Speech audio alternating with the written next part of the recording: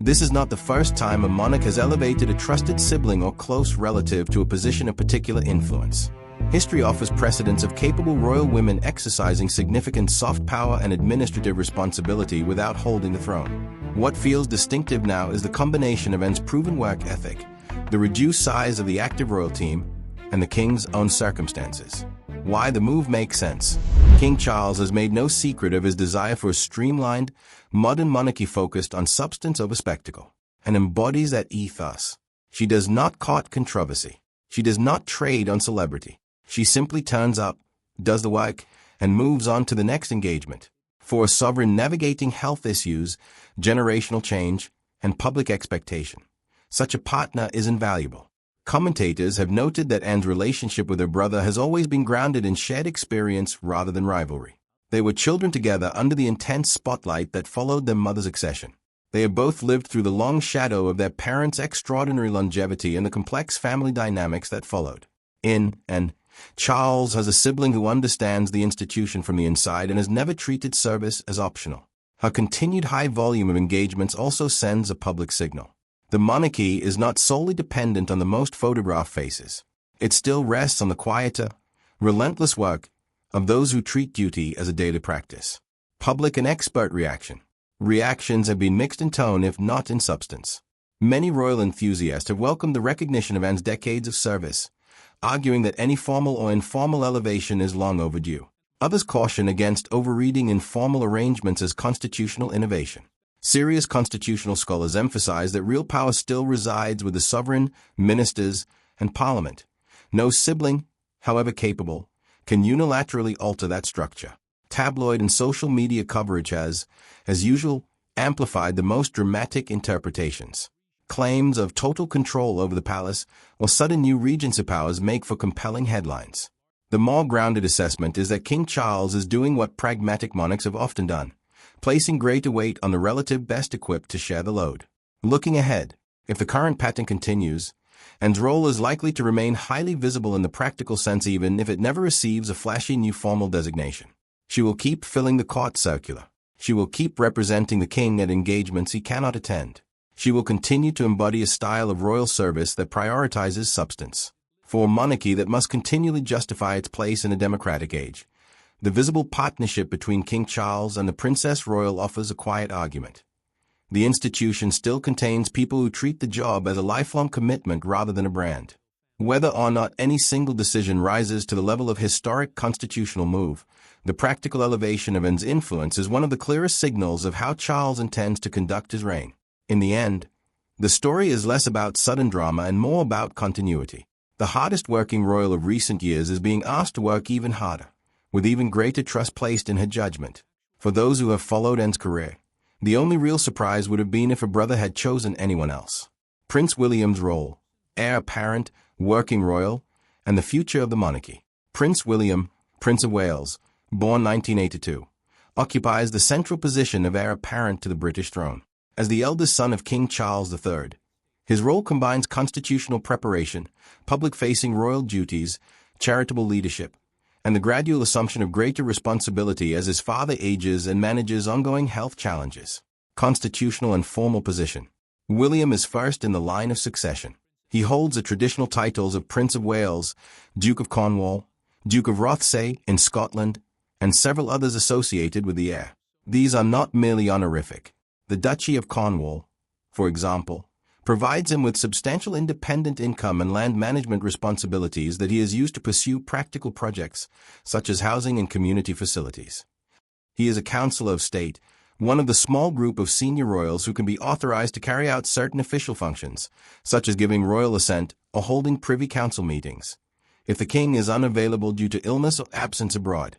Alongside Queen Camilla, Princess Anne, and Prince Edward, he forms part of the practical support structure that keeps the constitutional machinery running. Unlike the monarch, the Prince of Wales has no fixed statutory powers. His authority is derived from the king's confidence, public expectation, and the evolving needs of a slimmed-down working royal family, supporting the king and sharing the load. William's primary formal duty is to support King Charles as a focal point of national unity and continuity. This includes representing the king at investitures, state occasions, and ceremonial events, undertaking official overseas tours and diplomatic engagements, standing in when the king's schedule or health requires it, participating in major royal calendar events, trooping the colour, state opening of Parliament, remembrance, etc. Since Charles's cancer diagnosis in 2024 and the subsequent period of treatment and recovery, William has taken on a visibly greater share of public-facing work. While the king remains fully engaged in constitutional duties and has resumed a high volume of engagements, the heir has been positioned as a steady secondary figure who can absorb pressure and provide continuity. Charitable and social leadership work. William has deliberately shaped a modern, issue-driven portfolio rather than simply replicating traditional patronage lists. His most prominent initiatives include the Earthshot Prize, an ambitious environmental award program aimed at finding and scaling solutions to climate and nature crises. Homelessness work, including the Homewards program, which seeks practical, place-based solutions to end homelessness. Mental health advocacy, building on earlier work with Heads Together. Support for the armed forces and veterans, continuing the long royal tradition while adding a contemporary focus. He has described his approach as social leadership, using the platform of the monarchy to drive measurable community impact rather than purely ceremonial presence. Visits are often framed as community impact days rather than traditional walkabouts. Family and the slimmed-down monarchy. William and Catherine, Princess of Wales, form the core of the next generation of working royals. With only a small number of full-time working family members, currently including the King, Queen Camilla, the Prince and Princess of Wales, Princess and the Duke and Duchess of Edinburgh, and a few others, William is being prepared to lead a more compact institution. He has spoken publicly about wanting to do things differently from previous generations, particularly regarding parenting and work-life balance, while still accepting the weight of future kingship. His 3 children, Prince George, Princess Charlotte, and Prince Louis, are being raised with an awareness of their future roles, but with greater emphasis on normalcy than previous generations experienced. Relationship to other senior royals. In the context of recent speculation about Princess Anne's expanded practical influence, William's position remains distinct, and is the experienced, high-volume working royal of the current generation, the reliable institutional operator. William is the designated successor whose role is both present-day support and long-term preparation for the throne. There is no public evidence of rivalry. The working pattern appears complementary and provides continuity in volume. William provides the forward-looking face of the institution and the constitutional future. Overall character of the role. Prince William's role in 2026 can be summarized as heir in active preparation, learning the constitutional, ceremonial, and representational aspects of kingship. Senior working royal, carrying a substantial public and charitable program in support of the king. Modernizer within tradition, attempting to reshape how the monarchy engages with social and environmental issues while preserving its core constitutional function. Family leader, managing the public and private demands of raising the next generation of the House of Windsor. He is not a co-monarch or regent. Real constitutional power remains with the king. What has changed is a practical reliance on the heir as both a working colleague and the clear embodiment of the monarchy's future. In a leaner royal family facing health challenges and intense public scrutiny, the dual role has become more consequential than at almost any previous point in his life. King Charles III's health, a managed condition with positive progress. King Charles III, born in 1948 and now 77 to 78 years old as of mid-2026, has been living with cancer since early 2024. The condition is treated as a managed, ongoing medical issue rather than one that has been publicly declared cured or in full remission. Palace communications have remained deliberately limited on clinical details while emphasizing continuity of duty and the benefits of early detection. Timeline and diagnosis. In January 2024, the king underwent a procedure for benign prostate enlargement. During related tests, a separate issue was identified. On the 5th of February 2024, Buckingham Palace announced that diagnostic tests have confirmed a form of cancer. The specific type has never been disclosed. The palace has only confirmed it is not prostate cancer. He began a schedule of regular treatments immediately and temporarily stepped back from most public-facing engagements while continuing constitutional work, paperwork, private audiences, weekly meetings with the Prime Minister. Treatment costs and key updates. Treatment has continued for more than 2 years. Early phases involved a more intensive schedule. The most significant public update came in December 2025, when the king recorded a message for Channel 4's Stand Up to Cancer campaign. Today I am able to share with you the good news that thanks to early diagnosis, effective intervention, and adherence to doctor's orders, my own schedule of cancer treatment can be reduced in the new year. Buckingham Palace elaborated that he had responded exceptionally well to treatment and that ongoing measures were moving into a precautionary phase, with the frequency of treatment significantly reduced. He is not described as being in remission or cured. Later reports in 2026, including comments attributed to royal biographers and continued public appearances, indicate that some form of treatment or monitoring is still occurring, consistent with the precautionary framing.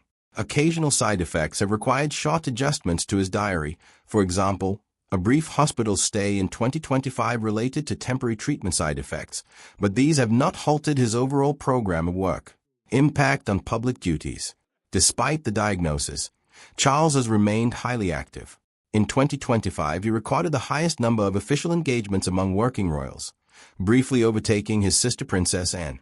King Charles astounds everyone by granting an unprecedented royal authority in historic move, in a development that has set royal watchers, constitutional experts, and the British public talking. King Charles III has reportedly placed an extraordinary degree of trust and operational responsibility in the hands of his sister and the Princess Royal. While formal titles and constitutional powers remain carefully defined by centuries of precedent and statute, the practical reality of the modern monarchy appears to be shifting. Multiple reports and palace-adjacent commentary describe an assuming an unusually expansive role in supporting the sovereign's work, managing key institutional responsibilities, and acting as one of the most reliable pillars of the reign. The precise contours of any new arrangement remain opaque. Buckingham Palace does not issue detailed press releases about internal divisions of labor, but the pattern is unmistakable, and has long been the hardest working member of the royal family by engagement counts in recent years. Even after King Charles briefly overtook her in the 2025 tallies despite ongoing health treatment, the Princess Royal continues to shoulder a punishing schedule of official duties, military affiliations, and charitable work. What observers now highlight is not simply volume, but the quality and scope of the authority she is said to exercise behind the scenes. A lifetime of steady service, and has never been a headline chaser. Born in 1950 as the second child and only daughter of the then Princess Elizabeth and the Duke of Edinburgh, she grew up understanding duty as something performed rather than performed for the cameras. Created Princess Royal in 1987, the traditional title for the monarch's eldest daughter, she has carried it with characteristic no-nonsense diligence for nearly 4 decades. She is patron or president of more than 300 organizations. Her military links are extensive. She has represented the sovereign at countless engagements at home and abroad.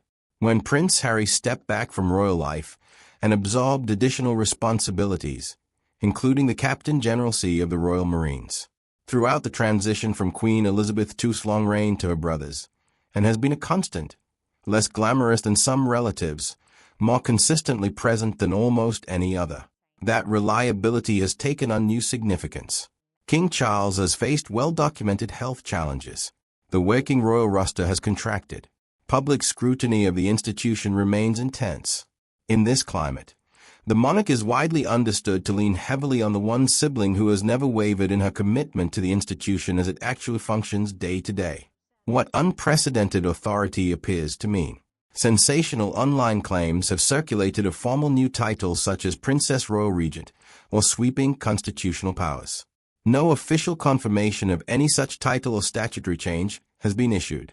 The British Constitution does not casually invent new offices of that kind. Regency arrangements are governed by the Regency Acts and would require specific circumstances and parliamentary involvement. What does appear real is a practical expansion of Anne's informal and semi-formal authority.